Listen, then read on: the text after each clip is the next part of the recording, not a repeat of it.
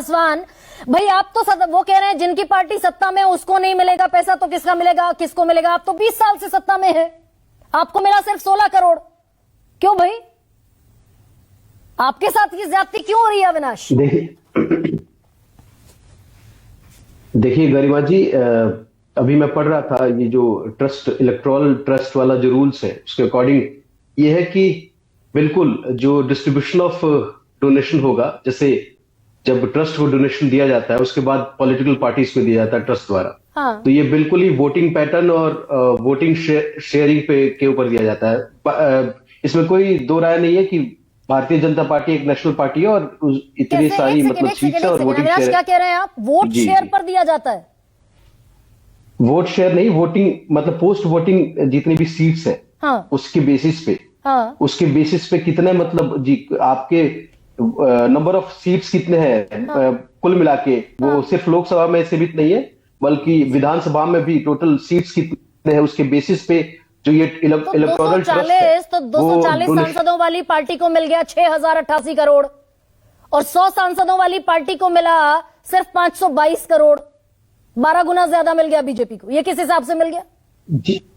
लोकसभा की सीट्स को ही ना देखते हैं आप, बल्कि इसमें आप हमें यह भी देखना होगा, हाँ, कि विधानसभाओं में कितनी सीट्स हैं। मतलब भारतीय जनता पार्टी को मैं देखिए, मैं भारतीय जनता पार्टी के फेवर में बात नहीं कर रहा हूं, ना ही किसी पार्टी के, बल्कि मैं लीगल ग्राउंड के ऊपर बात कर रहा हूं। इसमें कोई, मैं ट्रस्ट के रूल्स को पढ़ रहा था, इसमें कहीं पे ये एक्सप्लिसिट मेंशन्ड नहीं है कि जो डोनेट करता है वो बताएगा कि ये जो मेरा पैसा जा रहा है वो किस पार्टी को जाएगा, हाँ, बकायदा। लेकिन हाँ, ट्रस्ट है उसके पास अपने रूल्स है कि हाँ भाई, उस पर्टिकुलर पॉलिटिकल पार्टी के पास कितनी सीट्स है, वो सिर्फ लोकसभा में नहीं बल्कि विधानसभा में भी कितनी सीट्स है, उसके बेसिस पे पूरा का पूरा डोनेशन जाता है। और आपको हमें पता है ये बात, हम सभी पैनलिस्ट को भी ये बात पता है कि जितना भी ट्रस्ट के पास पैसा आता है उसका 95% डोनेट किया जाता है और 5% रखा जाता है उसके एडमिनिस्ट्रेटिव वर्क के लिए। तो उस हिसाब से डोनेशन हुआ होगा।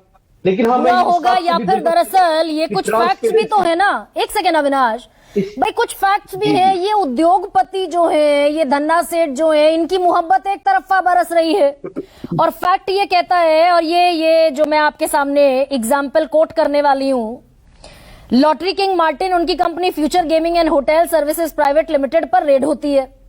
कंपनी अक्टूबर 2021 में जनवरी 2022 में बीजेपी को 100 करोड़ इलेक्टोरल बॉन्ड से चंदा दे देती है। तो आप यहाँ पे टाइमिंग के ऊपर क्वेश्चन कर रही है शायद, जहां तक मैं समझ पा रहा हूं। चेन्नई के जफर साहब रुकिए अभी, प्लीज तमिलनाडु की दूसरी पार्टी किसको दिया? जफर साहब रुक जाइए प्लीज, लेट मी प्रोसीड। हाँ अविनाश, नहीं, ये इट इज देखिए, एक तो ये कोइंसिडेंस भी हो सकता है और ये मैटर ऑफ इन्वेस्टिगेशन भी हो सकता है। ये बिल्कुल ही डिफरेंट ऑल टुगेदर। जो भी मतलब इन्वेस्टिगेटिंग एजेंसीज हैं और जो भी इन पूरे रूल्स के अकॉर्डिंग जो भी मतलब जिसके पास भी ये power to investigate into such matters, उनको इन्वेस्टिगेट करना चाहिए। और ये, लेकिन मैं एक बात आपको बताना चाहता हूं।